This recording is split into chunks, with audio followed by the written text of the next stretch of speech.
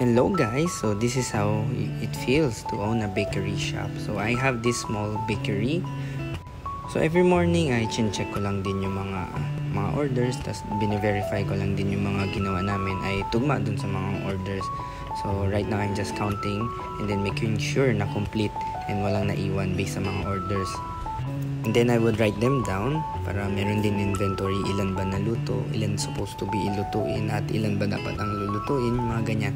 And then isa-segregate ko siya. For example, ito papunta kay customer A, customer B, customer C. So right now I'm just counting para make sure na walang kulang. At kung may kulang ay magawa kagad yung mga kulang. So ma-adjust kagad namin. So ito naman yung mga preparation namin. Ito yung usually ginagawa namin buong araw to prepare yung mga kailangan for tomorrow. So yan. So mga masisipag naming mga bakers. At kung aspiring baker ka, ay definitely important na masishare ko sa inyo ay kailangan mo na experience, okay?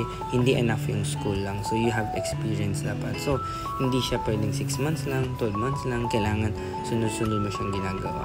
So ito naman, nagpo-portioning kami. And then pag may kulang ay babawasan mo, ay dadagdagan mo, di ba? Pag sobra naman babawasan mo, di ba? And then pwede kang mag dalawa para mabilis, di ba? After ni isa, next naman, after ni isa, next naman. So kanya-kanya ng diskarte yan. And then always make sure na syempre to clean your hands, di ba? Yung iba gusto naka-gloves, yung iba naman gusto naka-hands lang pero clean ang hands. So meron difference and advantage, disadvantage yan. Pero in our experience, and most bakery, lalo na yung mga small stores, I do believe no gloves sila kasi mas feel mo yung dough.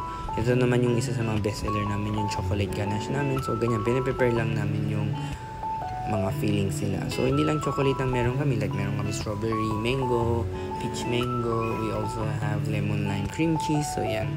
So kung magsisimula ka ng small bakery, yan, kailangan mo naman basic equipment like mixer, oven, maybe proofer, or maybe hayaan mo lang sila mag-proof by itself. Pero mas madali kung meron kang sariling proofer. And then of course yung table mo kailangan stainless, di ba? Para iwas hassle sa future. Tsaka stainless talaga dapat ginagamit natin. So ito naman piniprepare ko na ililipat ko sa white naman na tray. So I use color-coded trays para alam ko kanino si customer A, kanino si customer B. Parang medyo alam ko yung category nila, di ba? So ililipat ko lang sila sa tray nila. So ito naman sa white tray ko naman siya ililipat. So after ko mabilang kanina yung mga nagawa na, ito naman ililipat ko na siya sa dapat niyang puntahan, and then bibilangin ko lang din ulit just to make sure. Then of course meron akong papel lagi na delivery receipt. So para alam mo na ito yung dapat na matanggap ng address 1. So yan. So if ever na meron kang cafe, wala ka pang food, wala kang dessert, wala kang pastry, gusto mo ng something unique, ay pwede mo try yung amin. So message nyo lang ako sa Facebook o Instagram, Muyu PH or Muyu Philippines. Or kung existing na yung mga cafe nyo, or medyo mid-size, or marami na kayong branch, at gusto nyo ng something new, i-offer nyo, Starbucks, baka gusto nyo, di ba? Or pick up coffee, baka gusto nyo, i-message nyo lang ako. Kayang-kaya ko kayong supplyan. We can do a test run if you want, maybe 3 or 5 na best location mo, and then we'll see how it performs, di ba?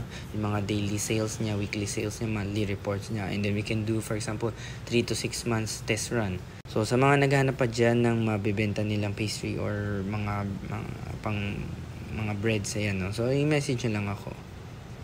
Okay, so ito naman pag mga may orders kami, and ito iba pa naman to, i-prepare naman namin. So sa mga gusto mag-order ng single or maybe may shop kayo, ay message nyo lang ako. Lahat ng link nasa bio.